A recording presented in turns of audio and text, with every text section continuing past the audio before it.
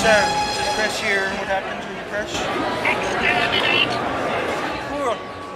I like this Dalek. This Dalek is nice and soft, unlike the other metal Daleks there. I'm gonna invest in these ones. So what's your job? You exterminate people? Pretty much, yes. Pretty much? Cool. We're in. Let's go.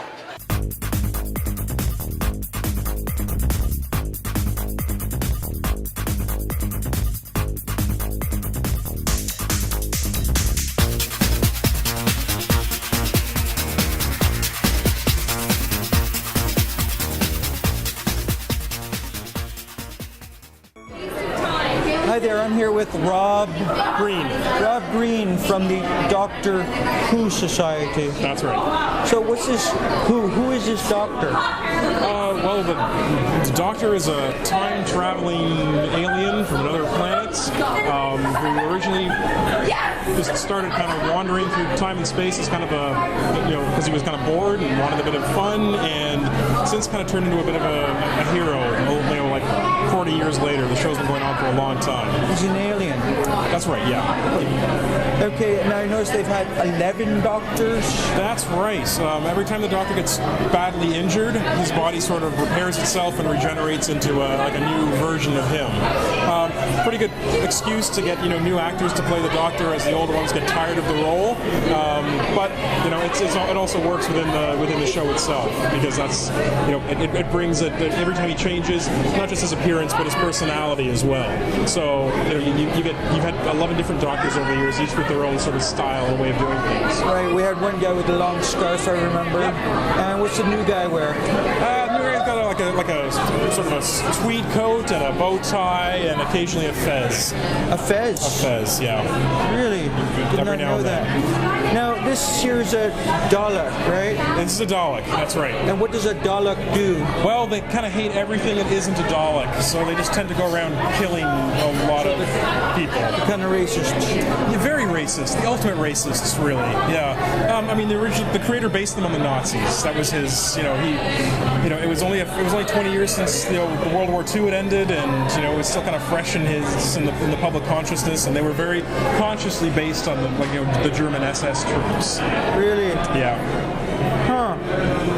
Now you've got some really questionable things on this Dalek. I mean, this I'm sure, does that pleasure women or eats eggs? It depends on the woman, really. It's the blaster, it's the gun.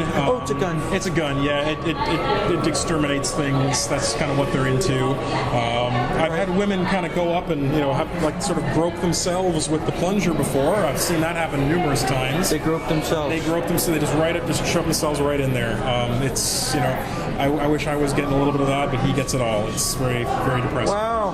Now, one thing that people don't know is that you actually sit inside and drive this thing. I do, yes, absolutely. How do you get inside? It's tiny. Head comes off, shoulders come off, I climb in. It's not roomy at all, but there's enough space for me to do my thing, and I have a good time acting like a real jerk to everybody, because that's the character and that's what people want to see, and they love it. The more of an obnoxious dick you are, the more they love the act.